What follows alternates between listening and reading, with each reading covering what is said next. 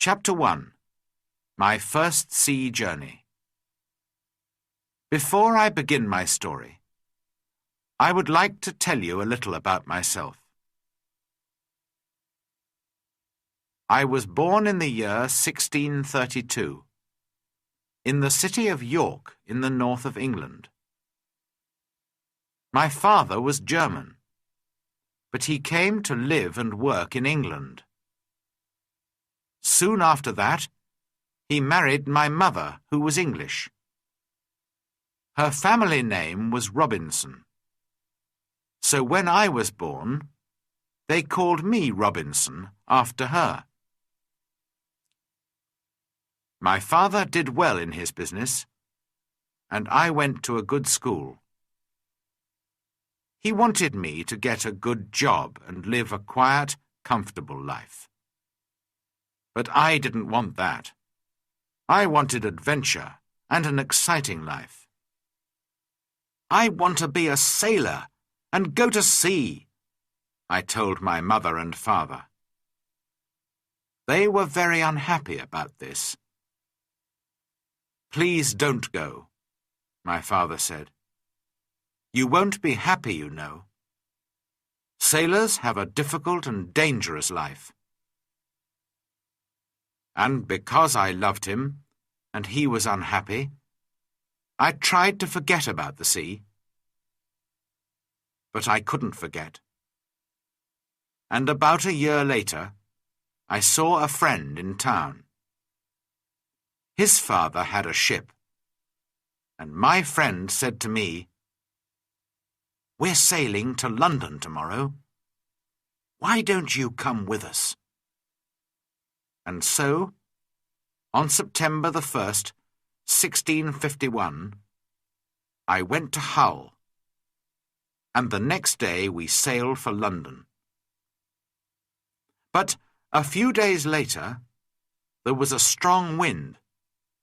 The sea was rough and dangerous, and the ship went up and down, up and down. I was very ill and very afraid.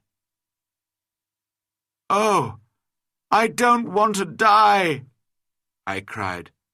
"I want to live. If I live, I'll go home and never go to sea again." The next day, the wind dropped, and the sea was quiet and beautiful again. "Well, Bob," my friend laughed, "how do you feel now? The wind wasn't too bad." "What?" I cried. "It was a terrible storm." "Oh, that wasn't a storm," my friend answered. "Just a little wind. Forget it. Come and have a drink." After a few drinks with my friend, I felt better. I forgot about the danger and decided not to go home. I didn't want my friends and family to laugh at me. I stayed in London for some time, but I still wanted to go to sea. So, when the captain of a ship asked me to go with him to Guinea in Africa, I agreed. And so I went to sea for the second time. It was a good ship, and everything went well at first, but I was very ill again. Then, when we were near the Canary Islands, a Turkish pirate ship came after us. They were famous thieves of the sea at that time. There was a long, hard fight, but when it finished, we and the ship were prisoners. The Turkish captain and his men took us to Salé in Morocco. They wanted to sell us as slaves in the markets there. But in the end, the Turkish captain decided to keep me for himself and took me home with him. This was a sudden and terrible change in my life. I was now a slave, and this Turkish captain was my master.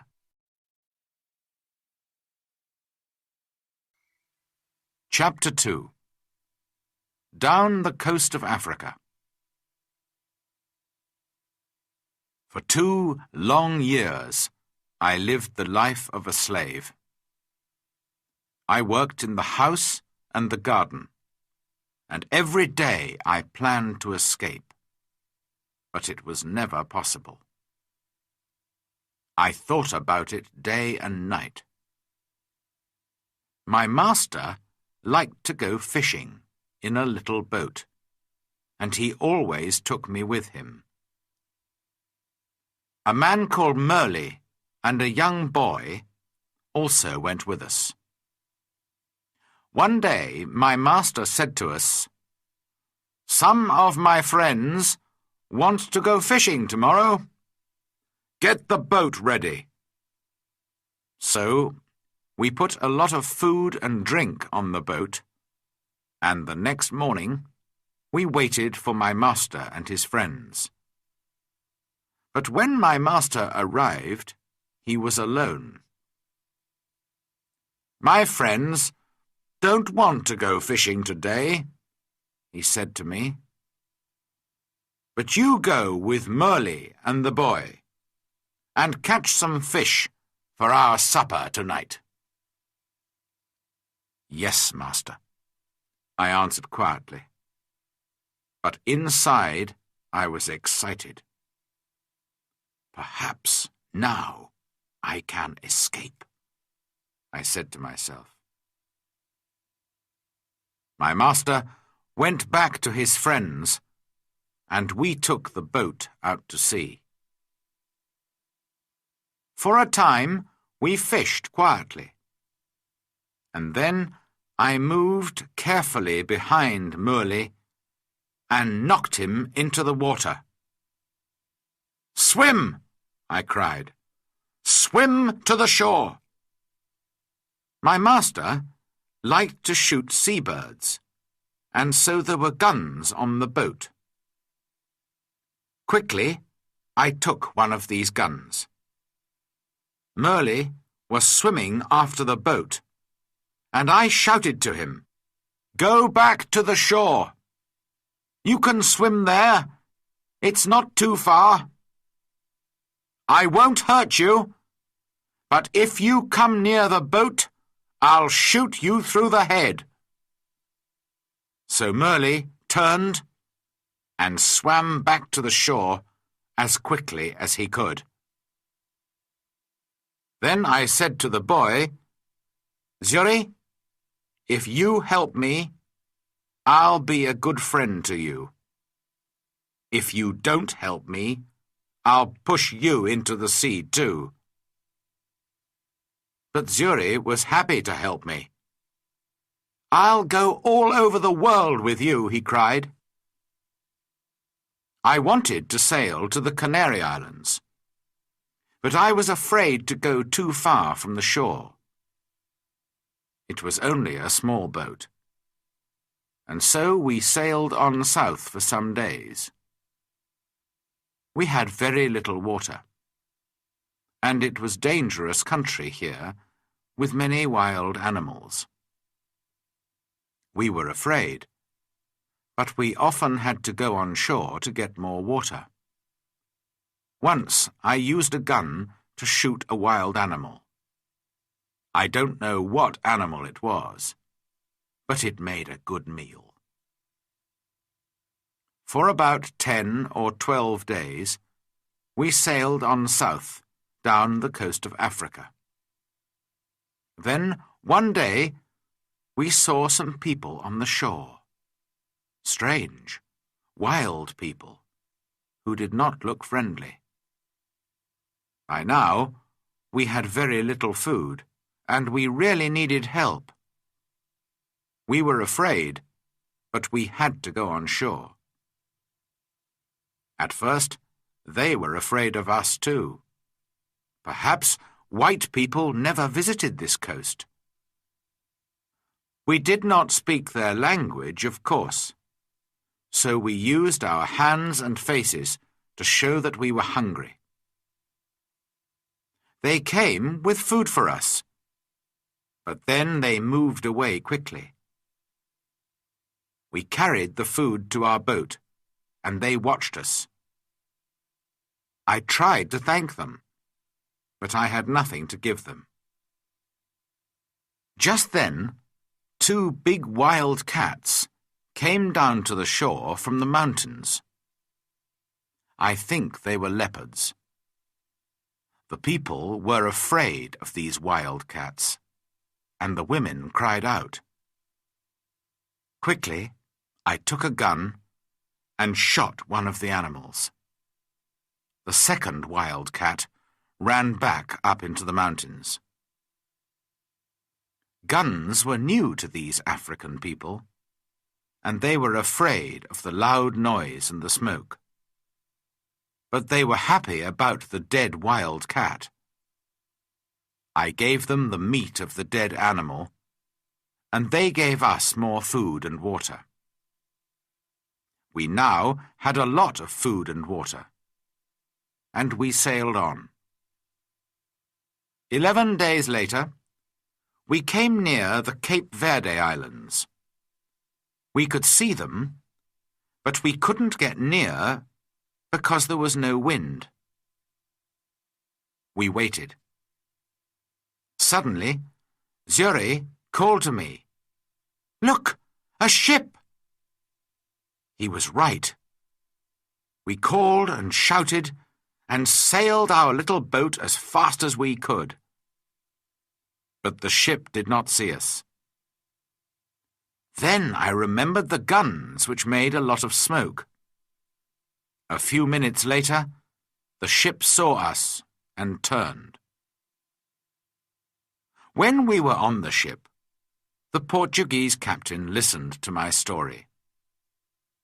He was going to Brazil and agreed to help me, but he wanted nothing for his help. "No," he said, when I tried to pay him. "Perhaps one day someone will help me when I need it." But he gave me money for my boat and for Zuri too. At first, I did not want to sell Zuri as a slave, after all our dangerous adventures together. But Zuri was happy to go to the captain. And the captain was a good man. "In 10 years' time," he said, "Zuri can go free." When we arrived in Brazil 3 weeks later, I said goodbye to the captain and Zuri, left the ship, and went to begin a new life. Chapter 3. The Storm and the Shipwreck. I stayed in Brazil and worked hard for some years. By then I was rich, but also bored. One day, some friends came to me and said, "We're going to Africa to do business. Why don't you come with us? We'll all be rich after this journey." How stupid I was.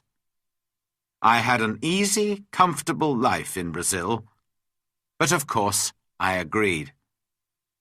And so, in 1659, I went to sea again.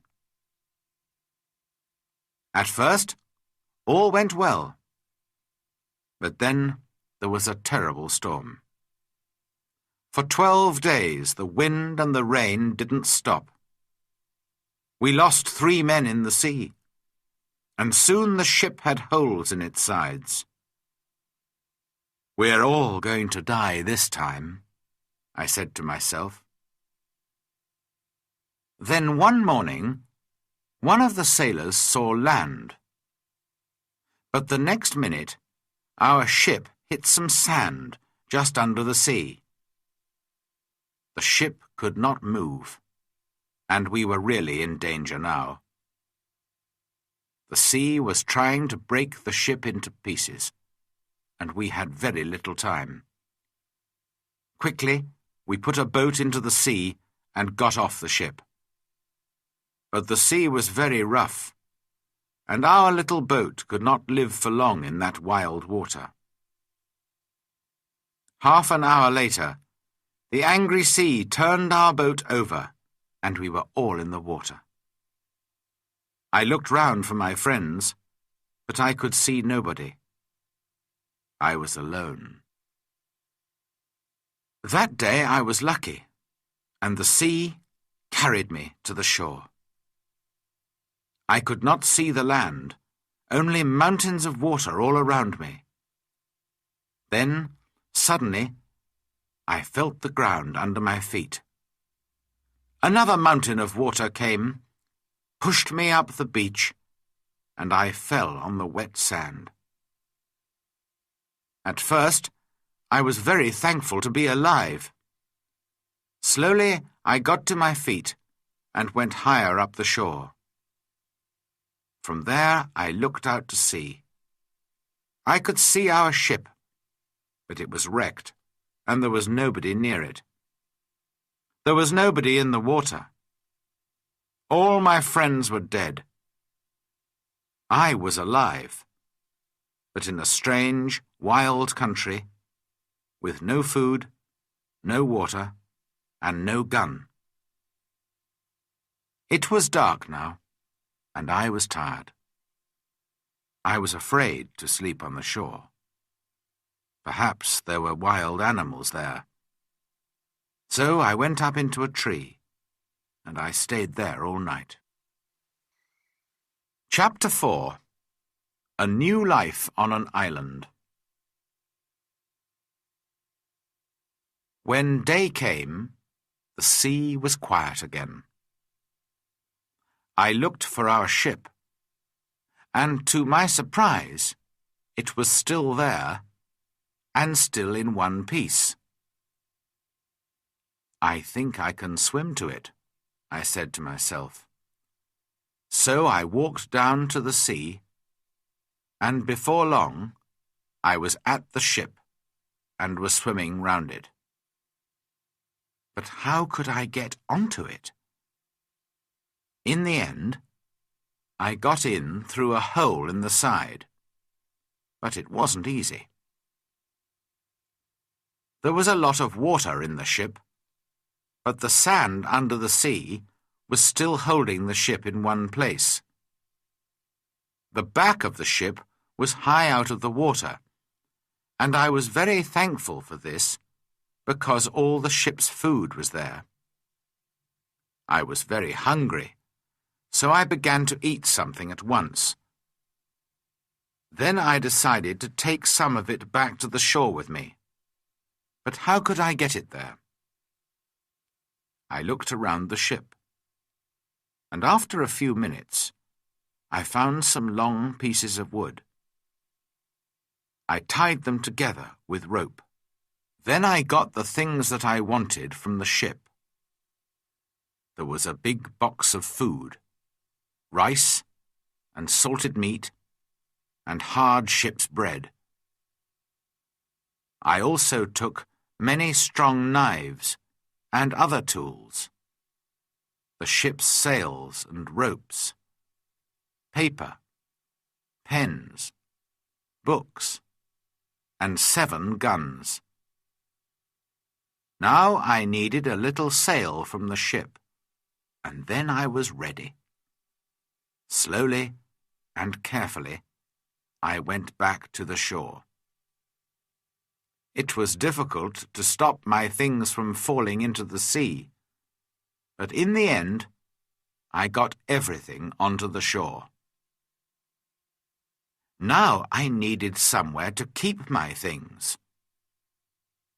There were some hills around me, so I decided to build myself a little house on one of them. I walked to the top of the highest hill and looked down.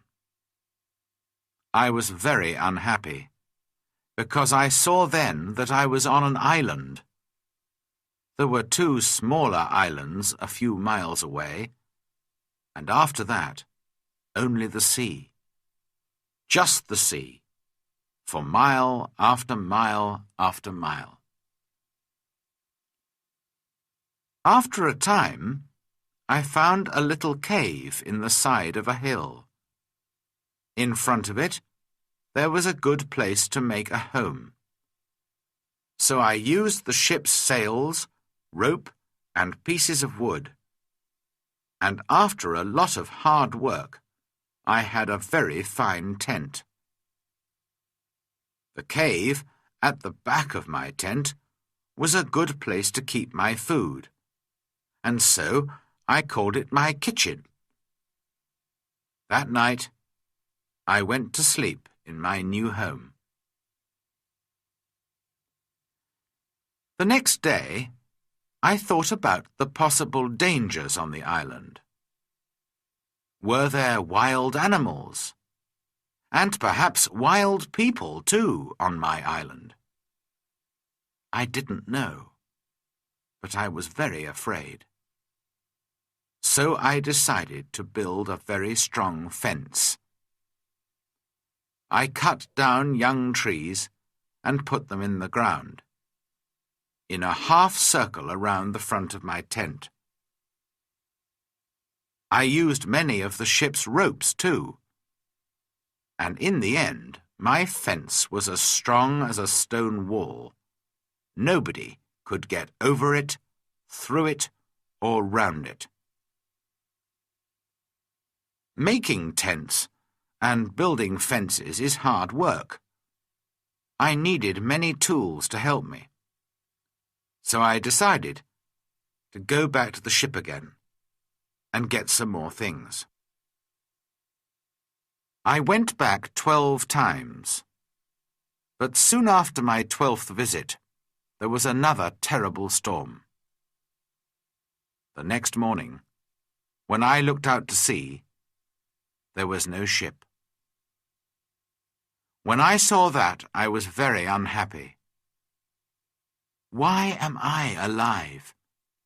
And why are all my friends dead? I asked myself.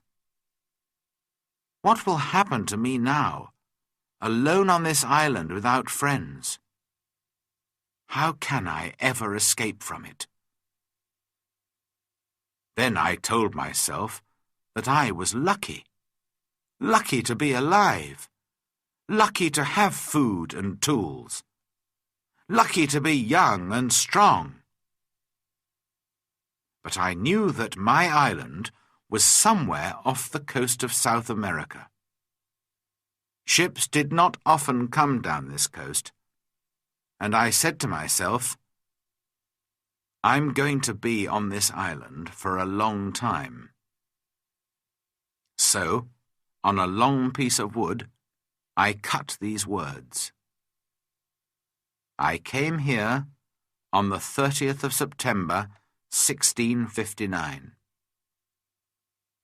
After that, I decided to make a cut for each day.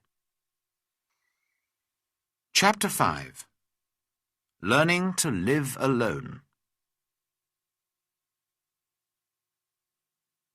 I still needed a lot of things. Well, I said, I'm going to have to make them. So every day I worked. First of all, I wanted to make my cave bigger. I carried out stone from the cave, and after many days' hard work, I had a large cave in the side of the hill. Then I needed a table and a chair, and that was my next job. I had to work on them for a long time. I also wanted to make places to put all my food and all my tools and guns. But every time I wanted a piece of wood, I had to cut down a tree. It was long, slow, difficult work. And during the next months, I learnt to be very clever with my tools. There was no hurry. I had all the time in the world. I also went out every day, and I always had my gun with me. Sometimes I killed a wild animal, and then I had meat to eat. But when it got dark, I had to go to bed because I had no light. I couldn't read or write because I couldn't see. For a long time, I didn't know what to do. But in the end, I learnt how to use the fat of dead animals to make a light. The weather on my island was usually very hot, and there were often storms and heavy rain. The next June, it rained all the time, and I couldn't go out very often. I was also ill for some weeks, but slowly I got better. When I was stronger, I began to go out again. The first time, I killed a wild animal, and the second time, I caught a big turtle. I was on the island for 10 months before I visited other parts of it. During those months, I worked hard on my cave and my house and my fence. Now I was ready to find out more about the rest of the island. First, I walked along the side of a little river. There I found open ground without trees. Later, I came to more trees with many different fruits. I decided to take a lot of the fruit and to put it to dry in the sun for a time. Then I could keep it for many months. That night, I went to sleep in a tree for the second time, and the next day I went on with my journey. Soon, I came to an opening in the hills. In front of me, everything was green, and there were flowers everywhere. There were also a lot of different birds and animals. I saw that my house was on the worst side of the island. But I didn't want to move from there. It was my home now. I stayed away for 3 days, and then I came home. But I often went back to the other, greener side of the island. And so my life went on. Every month, I learnt to do or to make something new. But I had troubles and accidents too. Once there was a terrible storm with very heavy rain. The roof of my cave fell in and nearly killed me. I had to build it up again with many pieces of wood. I had a lot of food now. I cooked it over a fire or dried it in the sun. So I always had meat during the rainy months when I could not go out with a gun. I learnt to make pots to keep my food in. But I wanted very much to make a harder, stronger pot, a pot that would not break in a fire. I tried many times, but I could not do it. Then one day I was lucky. I made some new pots and put them in a very hot fire. They changed colour, but did not break. I left them there for many hours, and when they were cold again, I found that they were hard and strong. That night I was very happy. I had hot water for the first time on the island. By then, I also had my own bread. That was luck too. One day I found a little bag. We used it on the ship to keep the chickens' food in. There was still some of the food in the bag, and I dropped some of it onto the ground. A month later, I saw something bright green there. And after 6 months, I had a very small field of corn. I was very excited. Perhaps now I could make my own bread. It was easy to say, but not so easy to do. It is a lot of work to make bread from corn. Many people eat bread, but how many people can take corn from a field and make bread out of it without help? I had to learn, and to make many new things, and it was a year before I cooked and ate my first bread. During all this time, I never stopped thinking about escape.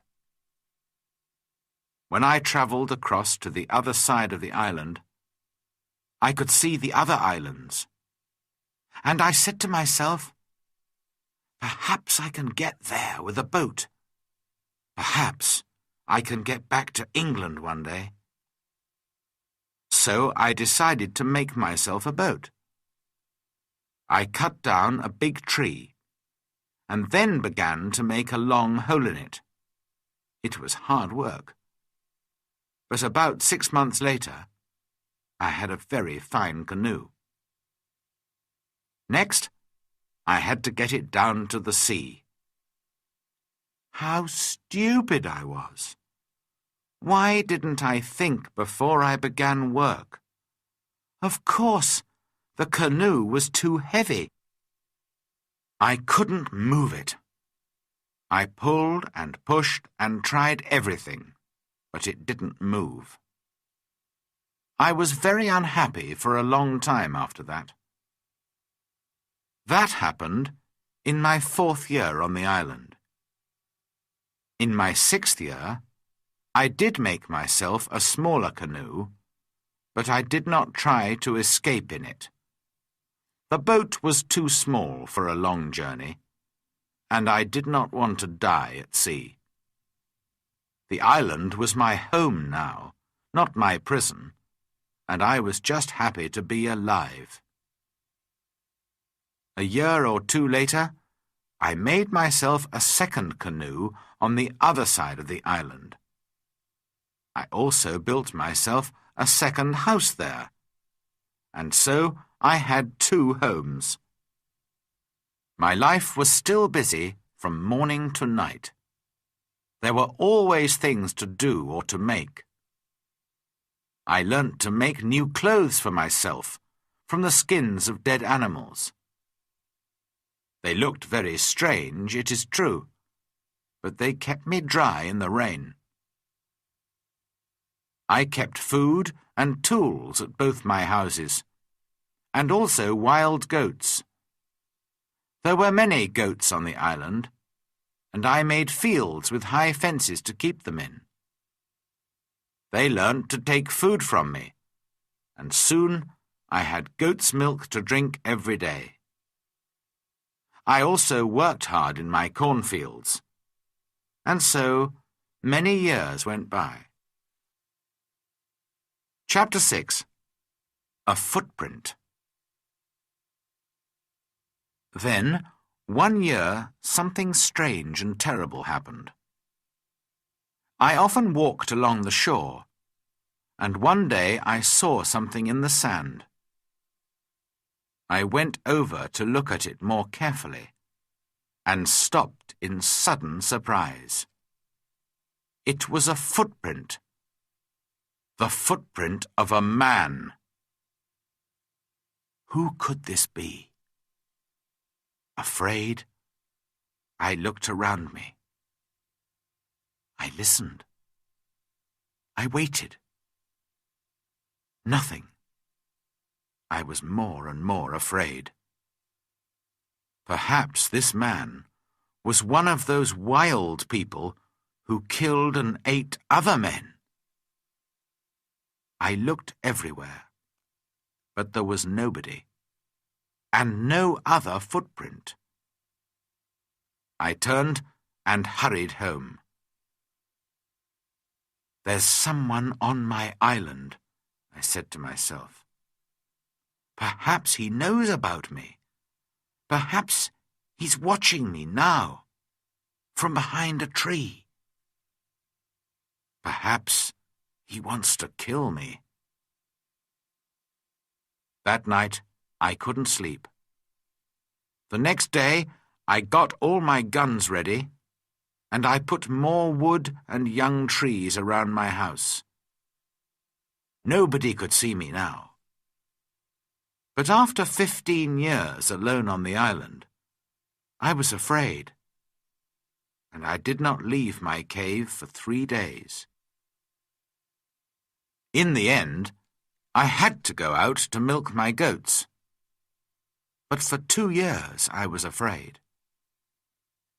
I stayed near my home, and I never used my guns because I didn't want to make a noise. I could not forget the footprint, but I saw and heard nothing more. And slowly I began to feel happier. One day, a year later, I was over on the west side of the island. From there I could see the other islands, and I could also see a boat far out to sea. If you have a boat, I thought, it's easy to sail across to this island. Perhaps that explains the footprint. It was a visitor from one of the other islands. I began to move more freely around the island again, and built myself a third house. It was a very secret place in a cave. No wild man will ever find that, I said to myself. Then one year, something happened which I can never forget. I was again on the west side of the island and was walking along the shore. Suddenly, I saw something which made me feel ill. There were heads, arms, feet, and other pieces of men's bodies everywhere. For a minute, I couldn't think, and then I understood. Sometimes there were fights between the wild men on the other islands. Then they came here to my island with their prisoners to kill them, cook them, and eat them.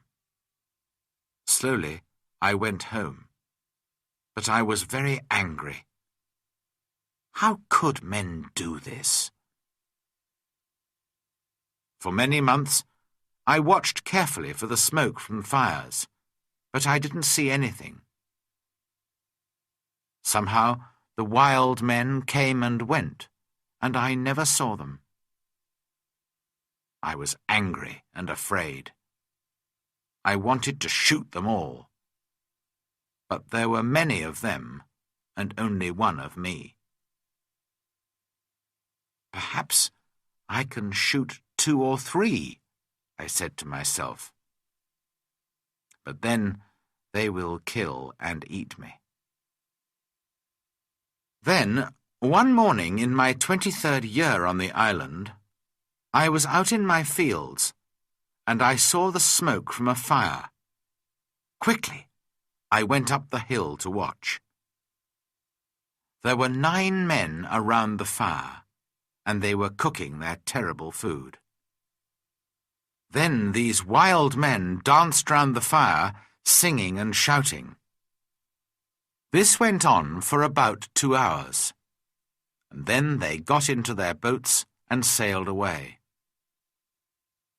I went down to the shore and saw the blood of the dead men on the sand. The next time they come, I'm going to kill them, I said angrily. Chapter 7. Man Friday. For 2 years, I never went anywhere without my gun. I felt lonely and afraid, and had many sleepless nights. One night, there was a very bad storm, and I thought I heard the sound of guns out at sea. The next morning, I looked out and saw a ship. It was lying on its side not far from the shore. Quickly, I put my little boat in the water and sailed out to it. There were 2 dead men on the ship, but no one alive. The bodies of the other sailors were lost in the sea. I took some clothes and tools, and also a box of Spanish gold and silver money.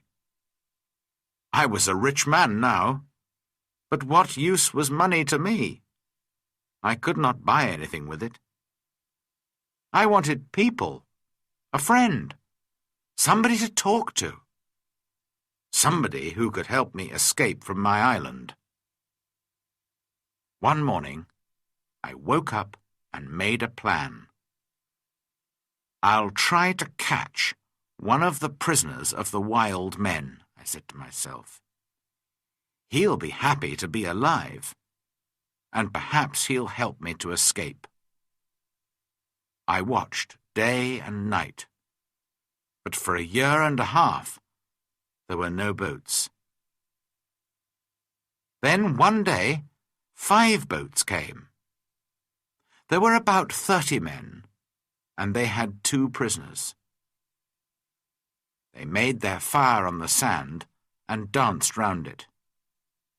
Then they killed one of the prisoners and began to cook their terrible meal. The second prisoner waited under the trees, with 2 men to watch him. Suddenly, the prisoner turned and ran. The 2 men ran after him, but the other wild men were busy round the fire and did not see what was happening. The prisoner ran like a wild goat, and soon I saw that he was coming near the bottom of my hill. As fast as I could, I ran down the hill and jumped out of the trees between the prisoner and the 2 wild men. I hit the first man with the wooden end of my gun, and he fell down, but I had to shoot the second man. The poor prisoner did not move. He was afraid of the noise of my gun. I called to him and tried to show him that I was friendly. Slowly, he moved nearer to me. But just then, the first wild man began to get up from the ground. Then the prisoner spoke, and I understood that he wanted my sword. How happy I was to hear words again. I gave him my sword, and at once he cut off the head of his enemy. Hurriedly, we hid the dead bodies under some leaves, and then left quickly. I took my prisoner to my secret cave on the other side of the island, and gave him food and drink. After that, he went to sleep. He was a fine young man, about 25 years old, tall and well built, with a kind face and a nice smile. He had a brown skin, black hair, bright eyes, and strong white teeth. I decided to give him the name of Man Friday, because I first saw him on a Friday. When he woke up in the morning, he ran out to me. I was milking my goats in the field, and he got down on the ground and put his head near my foot. I understood that he was thanking me, and I tried to show him that I was his friend. I began to teach him to speak English, and soon he could say his name, Master, and yes and no. How good it was to hear a man's voice again. Later that day, we went back to my first house. We went carefully along the beach, but there were no boats and no wild men. Just blood and bones all over the sand. I felt ill, but Friday wanted to eat the pieces of men's bodies which were still on the ground. I showed him that this was terrible for me, and he understood. When we got to my house, I gave Man Friday some trousers, and I made him a coat and a hat. He liked his new clothes very much. Then I made him a little tent to sleep in. But for a few weeks, I always took my gun to bed with me. Perhaps Friday was still a wild man, and would try to kill me in the night. At first, Friday was very afraid of my gun. Sometimes he talked to it and asked it not to kill him. Friday was a quick learner, and his English got better day by day. He helped me with the goats and with the work in the cornfields, and soon we were good friends. I enjoyed teaching him, and most of all, having a friend to talk to. This was the happiest of all my years on the island. Friday and I lived together happily for 3 years. I told him the story of my adventures and about life in England, and he told me about his country and his people.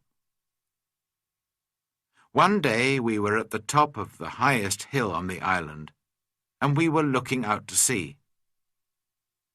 It was a very clear day, and we could see a long way.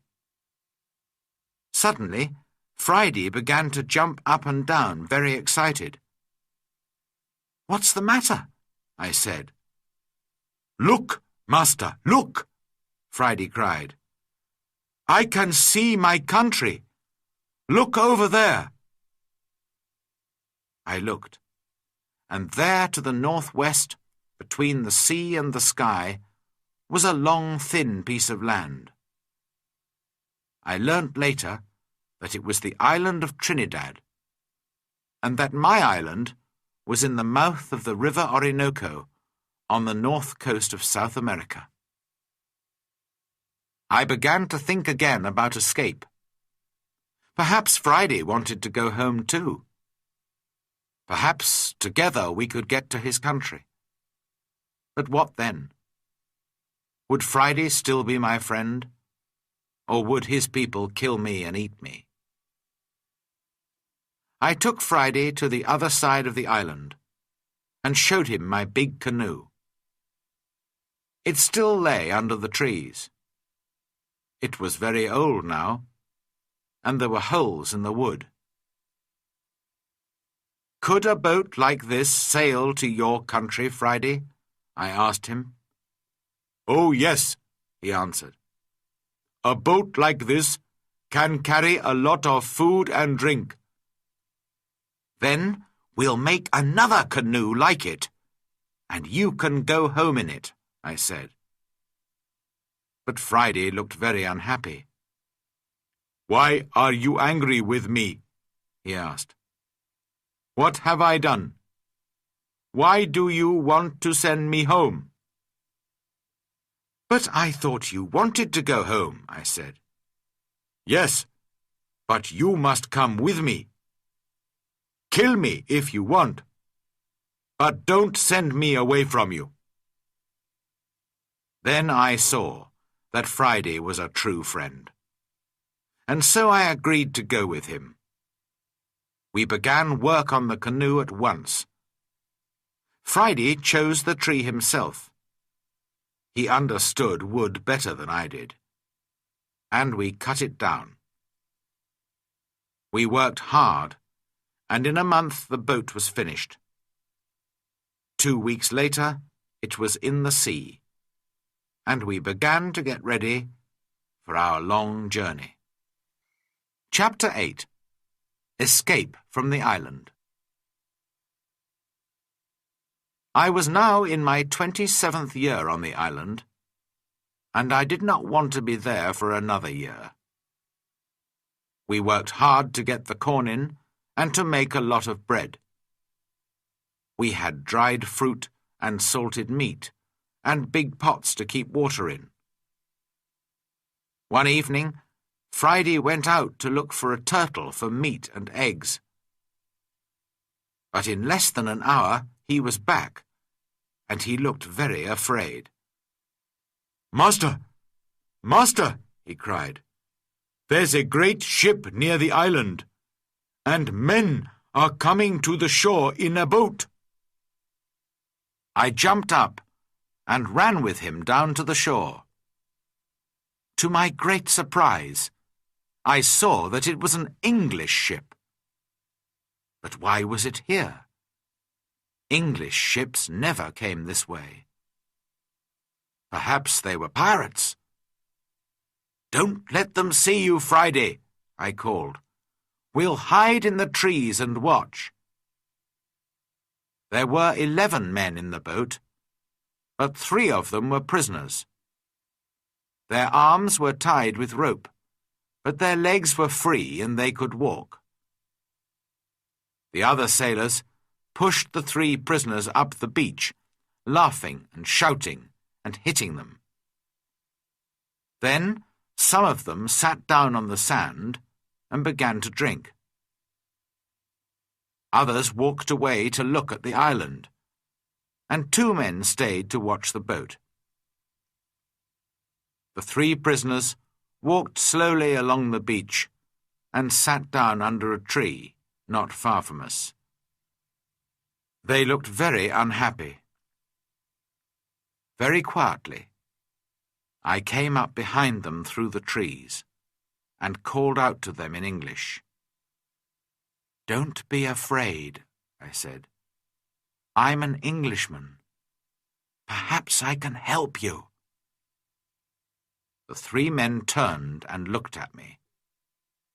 They did not answer at once. They were too surprised. Perhaps they thought I was a wild man myself, in my strange homemade clothes of animal skins, and with my long hair and beard. Then the oldest man spoke.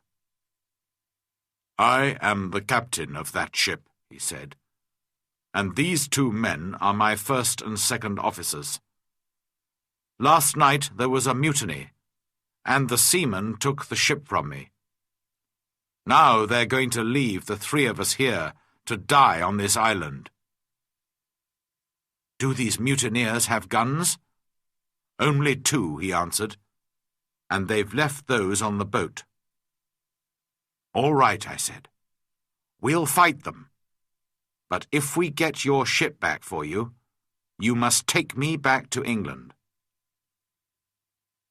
The captain agreed immediately, and thanked me very warmly for my help. Friday ran back to my house to get all the guns, and the captain and I made a plan. The first part was easy, because the seamen were not ready for a fight. We shot the 2 men at the boat, and the captain shot another man. This man, Tom Smith, was the worst of them all, and he began the mutiny on the ship. Then the captain talked to the other 5 men, and they agreed to help him. They did not really want to be mutineers, but they were afraid of Tom Smith. "Now," I said to the captain, "we must get back your ship. How many men are on it?" 26, the captain replied. "And they will fight hard because they won't want to go home. It is death for all mutineers in England. But not all the men are bad. I'm sure that some of them will help me." Just then we saw another boat which was coming from the ship to the shore. There were 10 men in it, and they all had guns. We ran into the trees and waited. It was a long, hard fight, but by now it was dark, and this helped us very much. We ran here and there in the trees, calling and shouting. The seamen could not see us, and did not know how many men they were fighting. In the end, the first officer shouted to them, "Put down your guns and stop fighting. The captain has 50 island people to help him. We can kill you all." So the seamen stopped fighting, and we took their guns. 3 of the men agreed to come back to the captain, and we put the others in my cave. Friday and I stayed to watch the prisoners, while the captain and his men went back to fight for the ship. All night we listened to the sound of guns and shouting. But in the morning, when the sun came up, the captain was master of his ship again. I went down to the shore to meet him. "My dear friend," he cried, "there's your ship. I'll take you to the ends of the world in it." I put my arms round him, and we laughed and cried together. How happy I was to leave the island.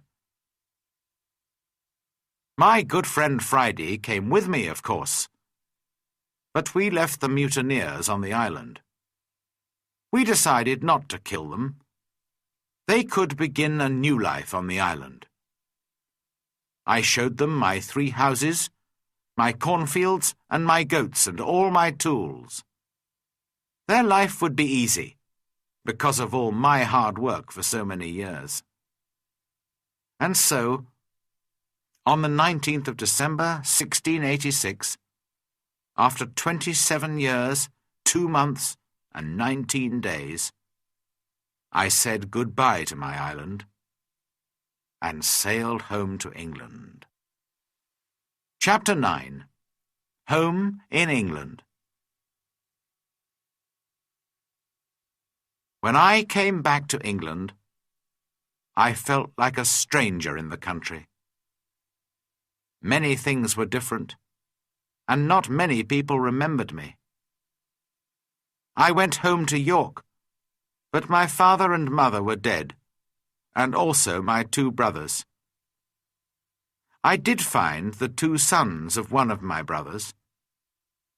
They were happy to learn that I was alive, and I was pleased to find some family. After some months, I decided to go down to Lisbon in Portugal. I had friends there who could help me to sell my land in Brazil, and I needed the money. Friday came with me. He was always a good and true friend to me. In Lisbon, I found the Portuguese captain, who took me in his ship to Brazil all those years ago. It was good to see him again, and he helped me with my business. Soon, I was ready to go home again, by land. No more adventures and dangers by sea for me. It was a long, hard journey. We had to cross the mountains between Spain and France in winter, and the snow was deep. Poor Friday was very afraid of the snow. In his country it was always hot, and he did not like cold weather. Back in England, I found a house and began to live a quiet life. My 2 nephews came to live with me. The younger one wanted to be a sailor, and so I found him a place on a ship. After a while I married and had 3 children, 2 sons and a daughter. Then my wife died, and my nephew, who was now the captain of a ship, came home to see me. He knew that I did not really like a quiet life. "I have a fine ship, Uncle," he said, I'm going out to the East Indies, India, Malaya, the Philippines. Why don't you come with me?" And so, in 1694, I went to sea again, and had many more adventures. Perhaps, one day, I'll write another book about them.